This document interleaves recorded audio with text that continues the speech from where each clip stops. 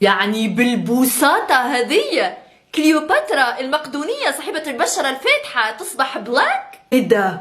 كل تاريخ الفراعنة اتمسح فجأة؟ اذا انا مش مصرية ودمي فار حاسة بغليان. طبعا ما نستغربوش عمايل النتفليكس وجيدا سميث. بالنسبة للناس اللي مش عارفين مين جيدا سميث، جيدا سميث هي the husband of ويل سميث. مصريين ما سكتوش وقال لك الله لا لا لا لا ايه اللي بيحصل ده؟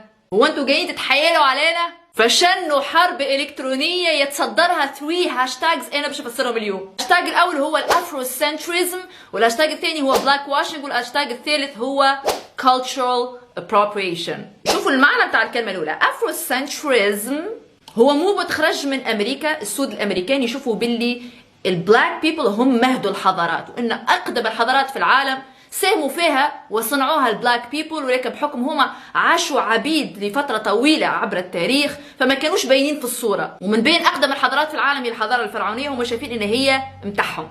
أي نعم. والعرب جو وسرقوا الحضارة هذه ونسبوها ليهم، فشايفين ان كل مصري يعيش في مصر ليس لديه اي علاقه بالفراعنه وانه هم الفراعنه. الهاشتاج الثاني هو بلاك واشنج، وهو تحويل كل ما هو ليس اسود الى اسود، وهذول اللي قاعدين يعملوا فين. هم حولوا كليوباترا المقدونيه الى شخصيه سوداء، مع احتراماتي للسود لكن كليوباترا ما هي السوداء. الهاشتاج الثاني هو cultural appropriation، لما تاخذ حاجه تابع حضاره اخرى، شيء، لبس، لغه، اي شيء ينسب الى حضاره اخرى وتقول هذا ملكي انا، كما برشا بلدان يعملوا معانا، وهي الحاجه ديك مش متاعك، فهذاك اسمه cultural appropriation. في مصري وطني يرفع قضيه بنتفليكس، وانا الصراحه مع القرار هذايا، لانه شايفه ان في نوايا خبيثه وراء الموضوع هذا. يعني انك انت تجرد المصريين من التاريخ نتاعهم، انت تجرد المصريين بالوطنيه نتاعهم ومن وجودهم الجغرافي في المكان هذاك. انك تقول ان هم ما همش فراعنه وعندهم حتى صله بالفراعنه، يعني هم ما عندهم حتى صله بالارض هذيك، ويمكن ان هم يخمموا وممكن في المستقبل ان هم